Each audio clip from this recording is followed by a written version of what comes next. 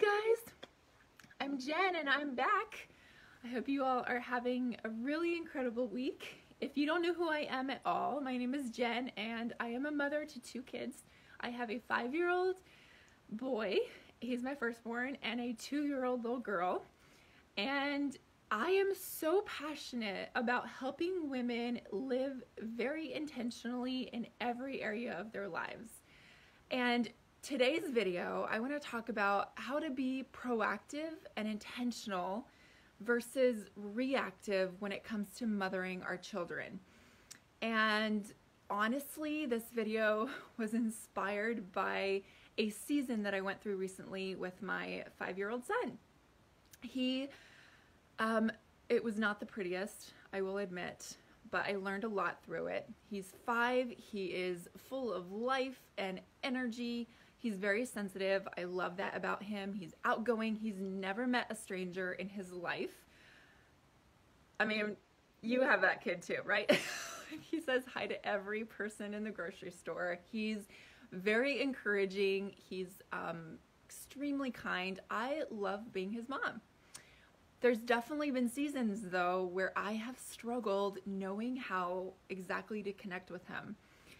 I'm sure you mamas out there get that, right? I mean, we want to give our kids what they need and we want to connect with them well, but sometimes it can tend to feel like we're just one step behind them all the time.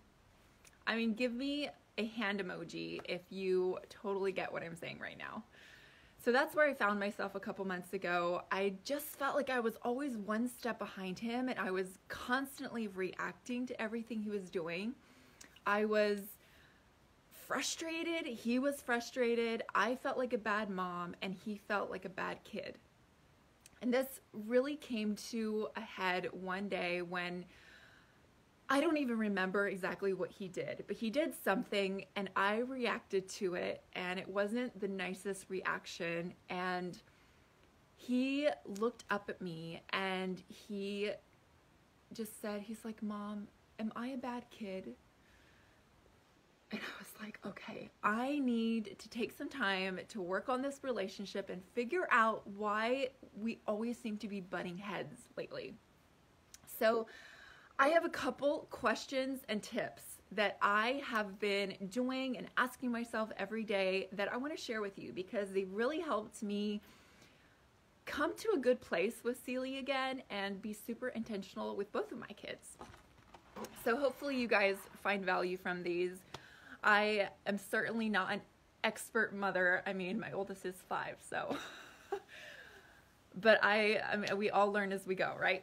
All right, so the first thing is, what can I do the very first thing when I see them in the morning, the first moment that we connect in the morning, what can I do to make sure that we start the day off on the right foot from the get-go? So I usually get up at 6 in the morning and I'm usually sitting at the kitchen table reading or writing when they come downstairs. And so what I try to do is I always drop what I'm doing and I make a big freaking deal about the fact that they're awake and that I'm excited to see them, and I ask them how they slept, and there's always cuddles involved, and they usually end up asking me to read them a book or something. And I mean, you've heard this before, right? The way you start your day is usually the way you end your day. So like those first couple moments are pretty important. So just starting the day off right with the way that you connect with them first thing in the morning. Tip number 2 is, what are their love languages? Figure out what your kids' love languages are and then really hone in on that throughout the day to make sure you're speaking their love language. And if you're not exactly sure what I mean by love language, there's a book that I recommend to you. It's called The 5 Love Languages for Kids.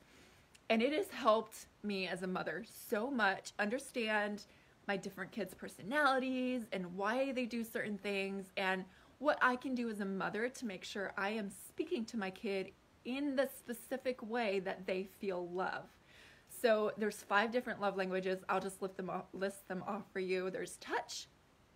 So kids love cuddles, like maybe for your kid, that's your kid. He just likes to be touched and cuddled and his back rubs and foot massages and that type of thing.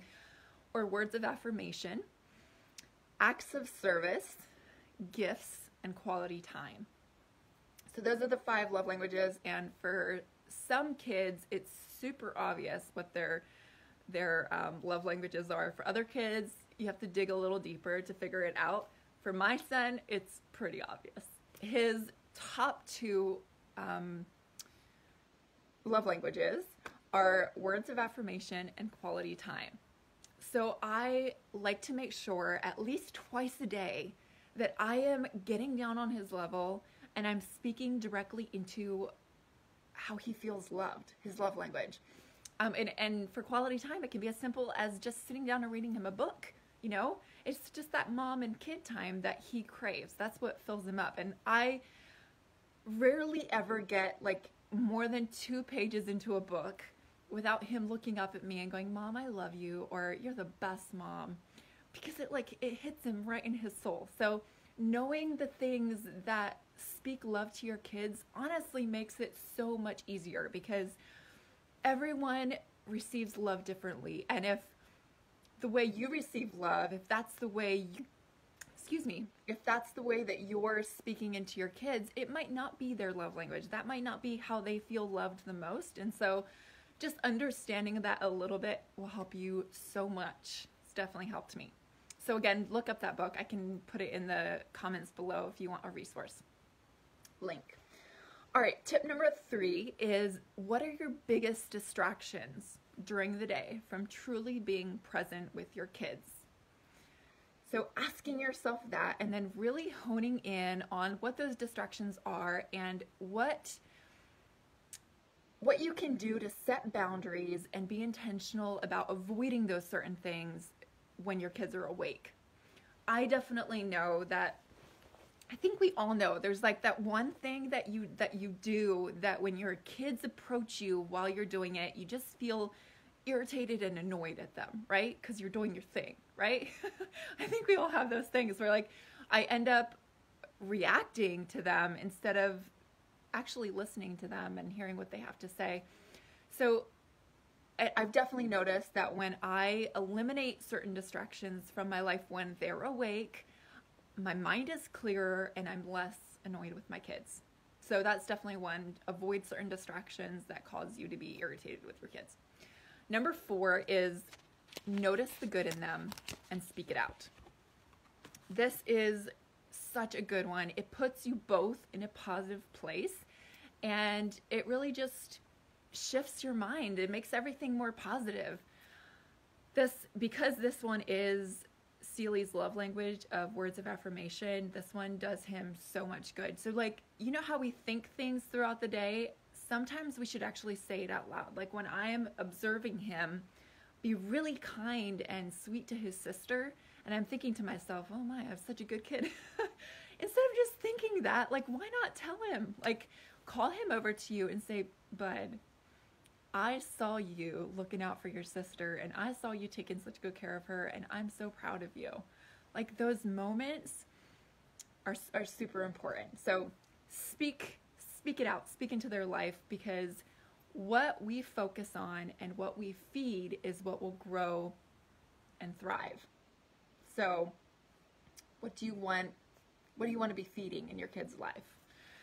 I often find that when it comes to any kind of acting out or behavioral issues that my kids have, most times it's because of some kind of lack of connection between the two of us.